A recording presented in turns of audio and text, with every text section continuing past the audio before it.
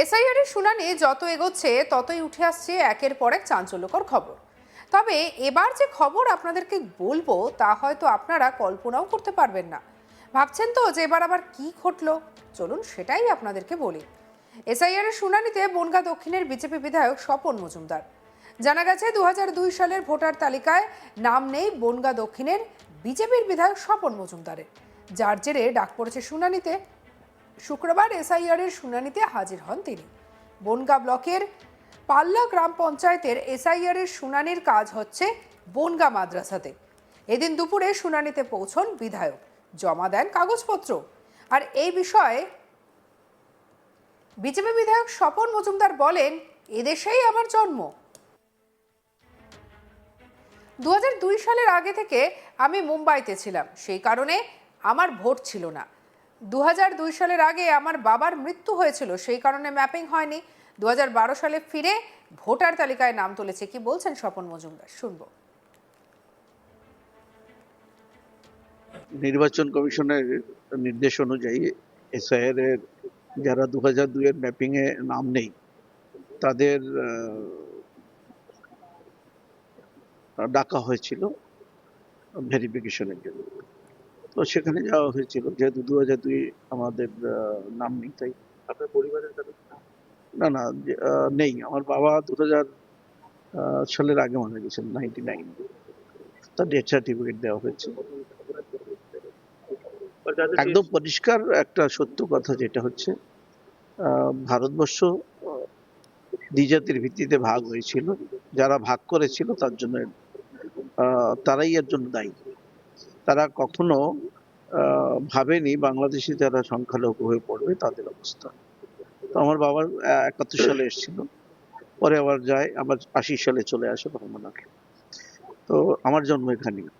আমার birth certificate থেকে শুরু করে নির্বাচন কমিশনার এসআইআর এর জন্য যে 13টি বা 12টি কাগজ চেয়েছে, প্রত্যেকটি আছে আমার কাছে 2002 এর ম্যাপিং ছাড়া।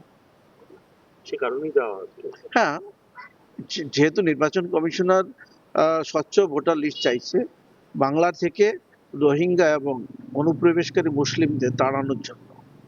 কোনো হিন্দুদের তাড়াবে না সেখানে। সেখানে আমরা কেন কোঅপারেট করব না? তার জন্য আমি আমার স্বইচ্ছায় সেখানে গিয়েছি। আমার মামা বাড়ি তমলুক থেকে ম্যাপিং এ ছিল, তবু আমি সেটা দিইনি, যে মানুষকে মানে উৎসাহ দেওয়ার জন্য সেখানে আমার যাওয়া।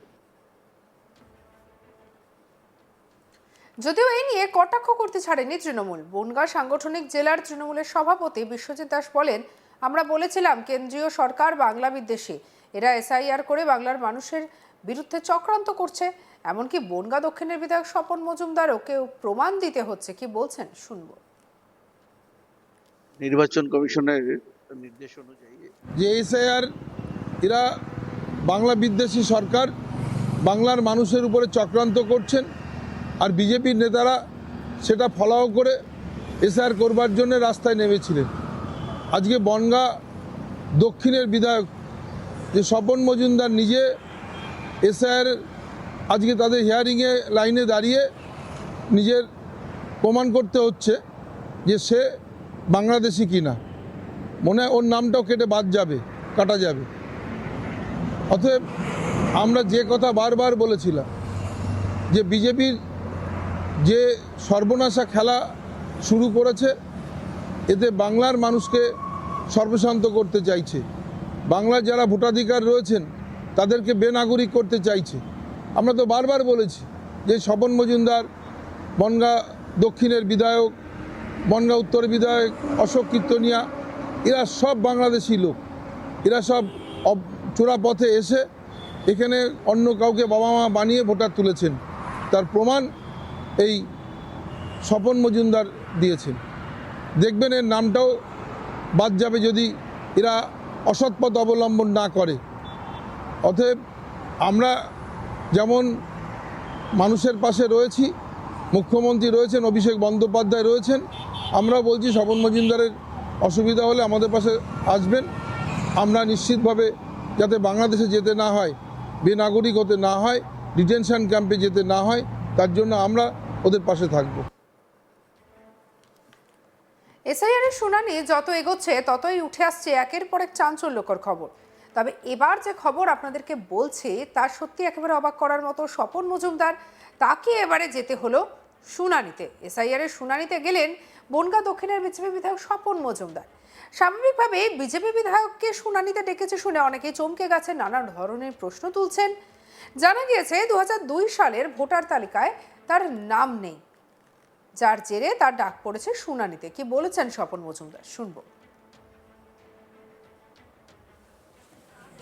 নির্বাচন কমিশনের নির্দেশ অনুযায়ী এসআইআর এর যারা 2002 এর ম্যাপিং এ নাম নেই তাদের ডাকা হয়েছিল ভেরিফিকেশনের জন্য। তো সেখানে যাওয়া হয়েছিল, যেহেতু 2002 আমাদের নাম নেই তাই। আপনার পরিবারের কাছে না নেই। আমার বাবা 2000 সালের আগে মারা গেছেন, 99। তার ডেথ সার্টিফিকেট দেওয়া হয়েছে। একদম পরিষ্কার একটা সত্য কথা যেটা হচ্ছে, ভারতবর্ষ দ্বিজাতির ভিত্তিতে ভাগ হয়েছিল। যারা ভাগ করেছিল তার জন্য তারাই এর জন্য দায়ী। তারা কখনো ভাবেনি বাংলাদেশে যারা সংখ্যালঘু হয়ে পড়বে তাদের অবস্থা। তো আমার বাবা 71 সালে এসেছিল, পরে আবার যায়, আবার 80 সালে চলে আসে বাংলাদেশে। তো আমার জন্ম এখানেই। আমার বার্থ সার্টিফিকেট থেকে শুরু করে নির্বাচন কমিশনার এসআইআর এর জন্য যে 13টি বা 12টি কাগজ চেয়েছে প্রত্যেকটি আছে আমার কাছে 2002 এর ম্যাপিং ছাড়া। সে কারণেই যাওয়া হচ্ছে। হ্যাঁ, যেহেতু নির্বাচন কমিশনার স্বচ্ছ ভোটার লিস্ট চাইছে বাংলা থেকে রোহিঙ্গা এবং অনুপ্রবেশকারী মুসলিমদের তাড়ানোর জন্য, কোনো হিন্দুদের তাড়াবে না সেখানে আমরা কেন কোঅপারেট করব না? তার জন্য আমি আমার স্বইচ্ছায় সেখানে গিয়েছি। আমার মামা বাড়ি তমলুক থেকে ম্যাপিং এ ছিল, তবু আমি সেটা দিইনি, যে মানুষকে মানে উৎসাহ দেওয়ার জন্য সেখানে আমার যাওয়া। যদিও এ নিয়ে কটাক্ষ করতে ছাড়েনি তৃণমূল। কি বলছেন তৃণমূল নেতা, শুনবো।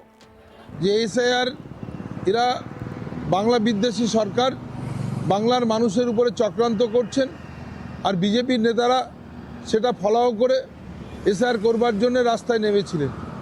আজকে বনগাঁ দক্ষিণের বিধায়ক যে স্বপন মজুমদার নিজে এসআইআর আজকে তাদের হিয়ারিংয়ে লাইনে দাঁড়িয়ে নিজের প্রমাণ করতে হচ্ছে যে সে বাংলাদেশি কিনা। মনে হয় ওর নামটাও কাটা যাবে। অতএব আমরা যে কথা বারবার বলেছিলাম যে বিজেপির যে সর্বনাশা খেলা শুরু করেছে, এতে বাংলার মানুষকে সর্বশান্ত করতে চাইছে, বাংলার যারা ভোটাধিকার রয়েছেন তাদেরকে বেনাগরিক করতে চাইছে। সঙ্গে রাখুন আজ তাক বাংলার ইউটিউব চ্যানেলকে লাইক, কমেন্ট, শেয়ার, সাবস্ক্রাইব করতে ভুলবেন না।